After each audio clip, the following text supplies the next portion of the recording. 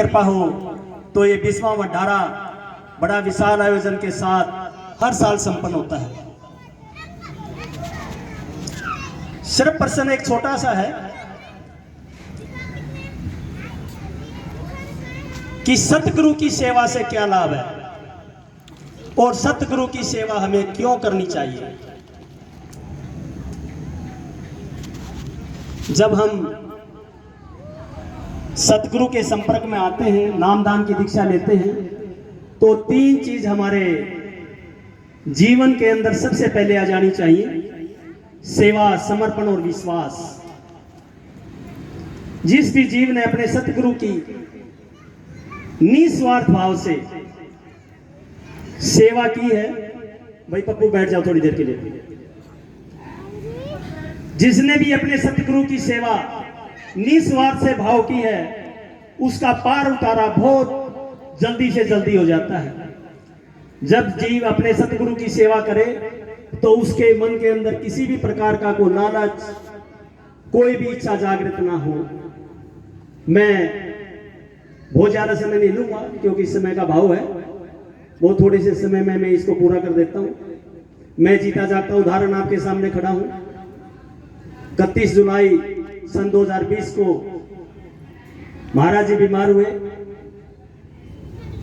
1 अगस्त को बहुत सीरियस होने के कारण महाराज जी को चंडीगढ़ एडमिट कराया गया। उसी दौरान कुछ ऐसा घटा कि महाराज जी ने कुछ समय के लिए चोला छोड़ना पड़ा, लेकिन महाराज नूर सिंह जी को कुछ और ही था। उन्होंने कहा नहीं, अभी आपको बहुत कुछ करना है। तो महाराज जी के पास पावर तो थी और सुपर पावर के साथ उनको वापस फिर भेज दिया गया।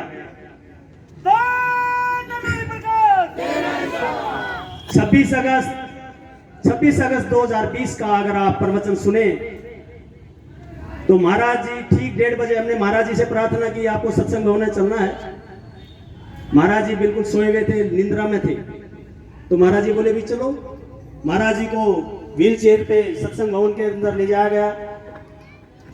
जब सत्संग के अंदर सतगुरु पहुंचते हैं तो सतगुरु का मिलान ऊपर तक लाइव हो जाता है। सतगुरु का चेहरा, नूर, सब कुछ बदल जाएगा। अगर आप उनको 5 मिनट पहले देखो तो कुछ और बात होगी, जब प्रवचन में बैठेंगे कहेंगे तो कुछ चेहरे का अभाव, बहुत बातें बिल्कुल लाइव चलती है ऊपर से। तो सतगुरु के अंदर सुपर पावर आने के कारण जीव का उद्धार जल्दी हो जाता है।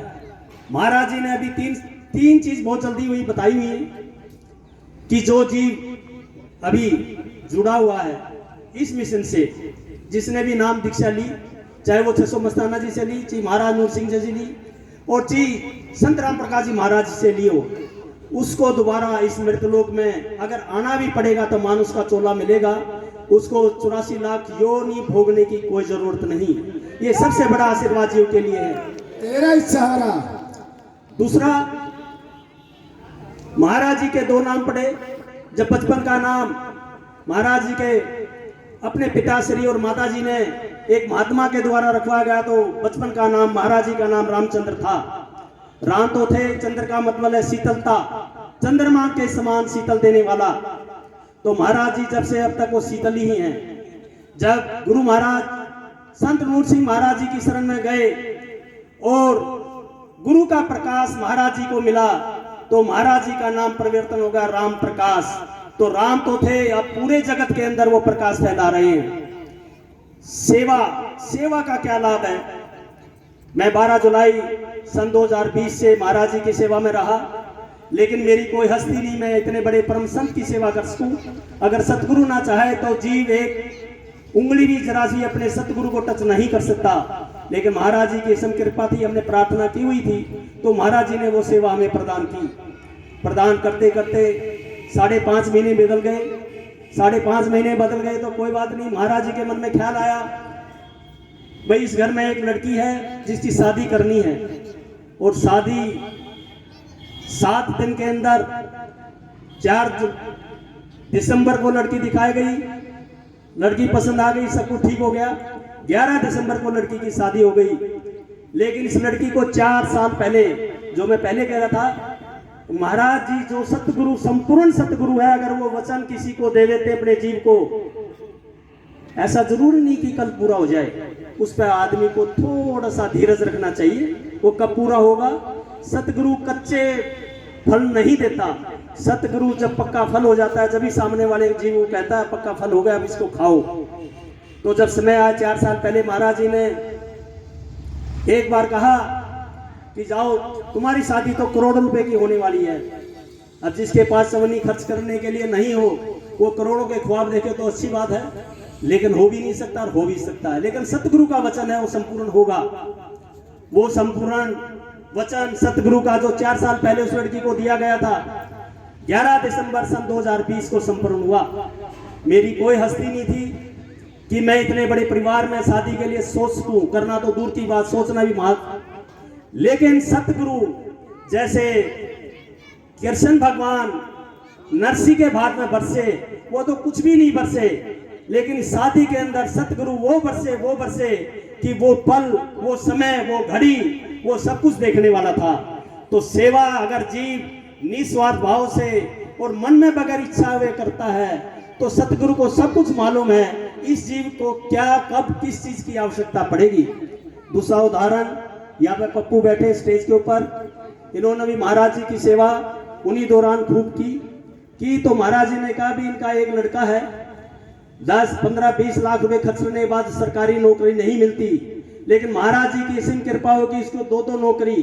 अब तुम्हारी इच्छा है कि राजस्थान में करो, या आपकी इच्छा है कि आप शिमला में करो, और वो नौकरी पर लग गए। तो मेरा मतलब कहने का ये है, जीव जितनी ज्यादा से ज्यादा अपने सतगुरु की सेवा करता है, समय आने पर सतगुरु उसको सेवा का फल अवश्य देता है। दिन साल के अंदर 365 दिन है, लेकिन महाराज जी से नामधारी कई हजार हैं। अगर एक जीव एक दिन भी अगर गुरु सेवा में लगाए तो सिर्फ 365 जीव चाहिए। धाम नंगला के अंदर 3 दिन महाराज जी विश्राम करते हैं, लेकिन 3 प्राणी भी वहां नहीं पहुंचते। बड़े दुख की बात है। क्या पानीपत, नंगला, कुराड़ या आसपास के गांव में कोई ऐसी साध संगत नहीं जो 10, 20, 50 3 दिन महाराज जी के आशीर्वाद का लाभ उठा सके? वो सिर्फ आपके कष्ट काटने के लिए आए हुए हैं, उनका अपना निजी स्वार्थ कुछ नहीं है। दूसरा, अगस्त महीने से एक बहुत बड़ा यज्ञ चल रहा है, जिसके अंदर सुमरन की आहुति देनी है।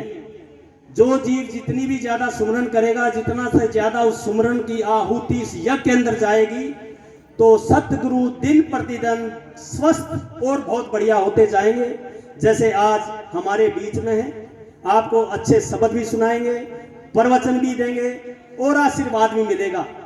धन्य नूरी प्रकाश तेरा इशारा।